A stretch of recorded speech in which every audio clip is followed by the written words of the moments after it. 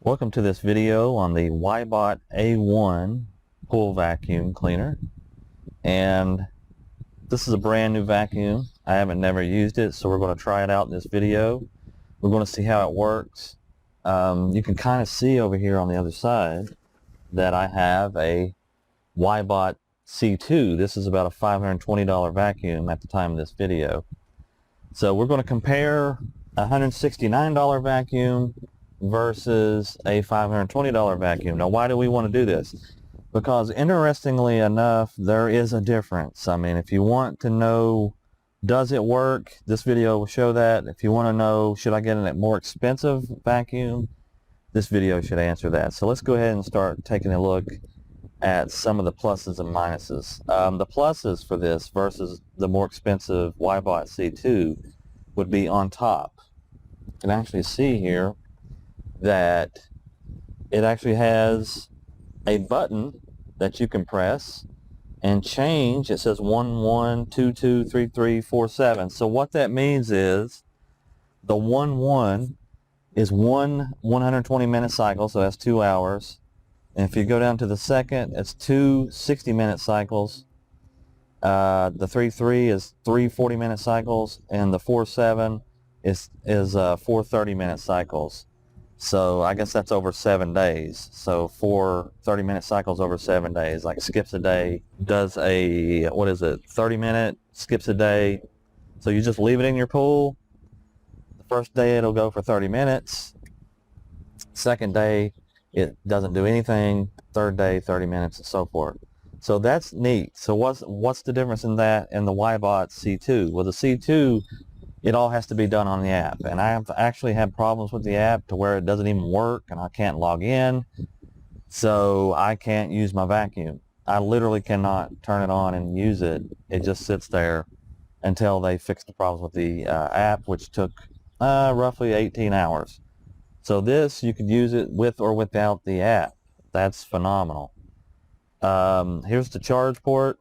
Pretty standard stuff. This is pretty standard for the WYBOT. I have the skimmer, and it has the same type of plug. This can get in the way, so you can see as I try to put it back in there, it can be a little bit annoying, and you can see that it doesn't seal up 100%. So that's, when you get a cheaper vacuum like this, you're going to have little oddities like this that kind of make it aggravating to use. So if I was you, just break this and then hope you don't lose this cap, because it's just going to get on your nerves more than likely. So I'll have to make sure this is on there really good before I put it in the pool.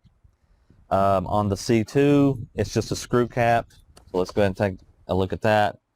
So you just unscrew it, you charge it, you put it on there like that, and that's convenience. So you're paying for convenience. What's another convenient feature? Well, the way that you get to the, when you pick up the stuff out of your pool, there's two clips here on the side. You pull those, and then you'll lift up, and that's where all your debris and everything goes inside of the vacuum itself. But it doesn't stop there. You lift this off, and there's this sort of foam spongy thing, and then you have this filter, and then a lot of your debris will be in the bottom. So the bad part of this is you have to remember which way this goes and make sure it's all there. So it's just a few extra seconds of your time, and some people just don't have a lot of time.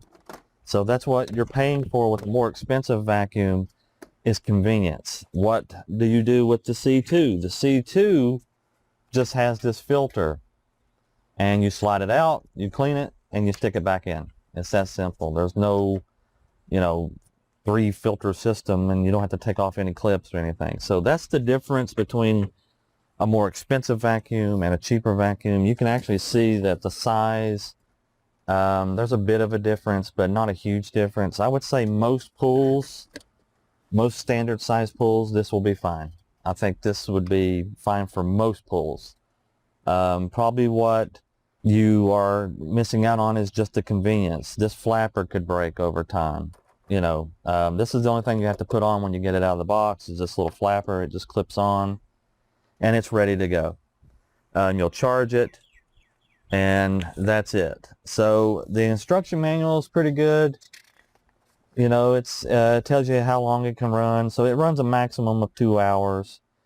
Charge time's only 2.5 hours, so the WYBOT C2 is 3.5 hours, and it's the same amount of runtime. I think it's 180 minutes. So runtime wise, not much difference. What it picks up, I don't expect it to be much different than a C2. So $160 versus $520, and one only runs on the app.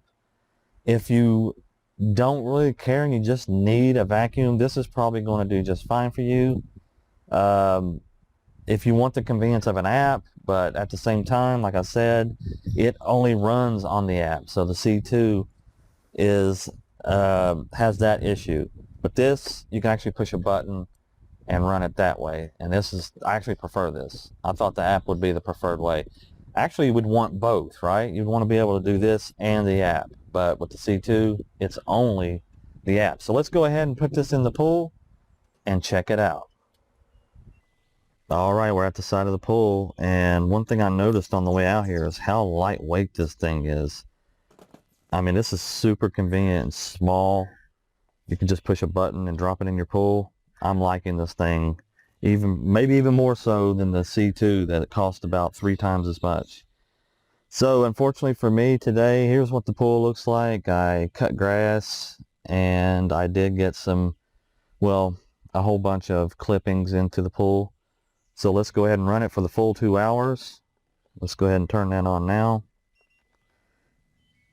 And you can see a little purple light. I hope you can pick that up with the camera. That's all you got to do. You just select which one you want. In this case, we're going to do the full 2 hours. And there is the WYBOT A1 skimmer doing its job. It's skimming the pool right now. It runs fully off of solar power. You want to check that out. You can hear it now. It's checking for water. Let's go ahead and throw it in the pool. It'll sink, and then it takes 20 seconds to calibrate, and then we'll run a time lapse and see how it does. The pool's not very dirty, but it should pick up some sand and other debris. And there it goes, and it's actually pretty quick. Man, it flies. Pretty quick.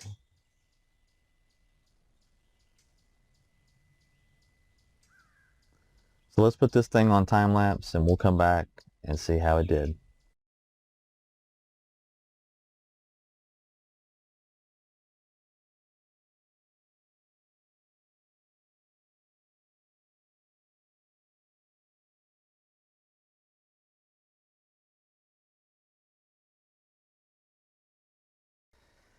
Alright guys, here's the issue we're having.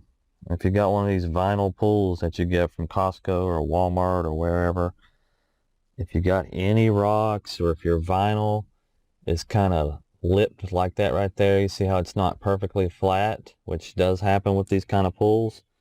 The propulsion system, which you can see right here, it pushes itself one direction on this side, and it does the same on this back side. Now you can see that it's stopped, and it keeps trying to push itself, and it just doesn't have the power to get over little rocks and things like that. Now this side of my pool that it's on right now is pretty much perfectly flat, and it has no issues. So if you've got a pool that is perfectly flat and has no rocks at all, has no ridges or anything like that for it to get stuck on, this should work just fine, because the wheels are not motorized. You can see it pushing itself now. See it stop because it hit the side of the pool. And then you'll see this side open, and it'll push itself back the other way. So it has to use that little bit of power that it's given itself to push itself around. It's not pulling itself around with wheels in a specific pattern. So this is a very basic type of pool cleaner, and probably to be expected in this price range. And you can see it has no problem there. But I've done nothing since I've started the time lapse, but just kind of babysit it and have to push it so it goes in the right direction. So if your pull's fairly flat, it pushes itself along no problem. But I don't think it has any type of sense of direction other than sensing when it hits the side of a pull. And it'll push itself in the other direction, as you see. But once it gets over on this side of my pull, it gets stuck. So we're going to see if we can catch that on film. So if your pull is really flat and you've got sand underneath it, in this case we got cardboard boxes underneath, but if you got a perfectly flat pull, this is nothing to worry about. But it's even got caught on any ridges in the vinyl as well. Now it should pretty much get stuck over on that side of the pull. So let's go take a look. You can see in the back it's trying to push itself away. And then you'll probably see the flaps here in a second on this side. Okay, it stopped. And now it's pushing from the other side. And it just keeps doing that until it figures out how to get out of there. So, like the C2 that I have, the WYBOT, it's got actual geared wheels that will pull itself through things like this. Now you can see it's kind of pushing itself now. There it goes.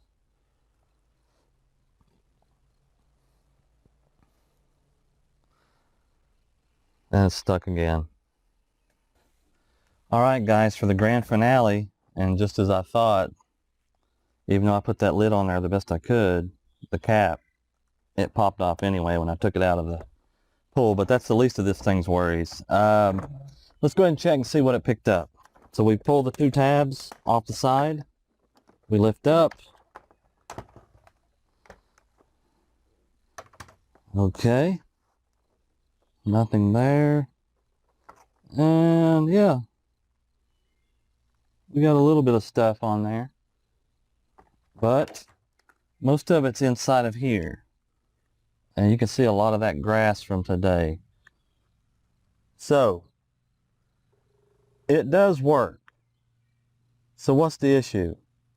The issue is if your pull's not perfectly flat, it will get caught up on things very easily. There were places where my pull, the only thing it was just the seam in the vinyl, and it wouldn't move. It would just sit there and I'd have to nudge it along. So you kind of have to babysit it if your pull is not perfectly flat.